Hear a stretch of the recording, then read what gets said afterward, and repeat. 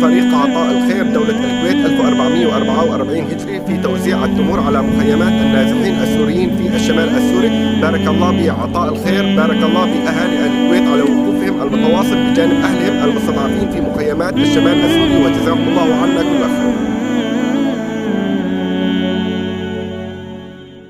لأجلك يا ربي نسعى بلا توان وتحلو طريق الخطر، نسير وننشر نور الهدى، ونقفو تعاليم خير البشر. لأجلك يا ربي نسعى بلا توان وتحلو طريق الخطر، نسير وننشر نور الهدى، ونقفو تعاليم خير البشر.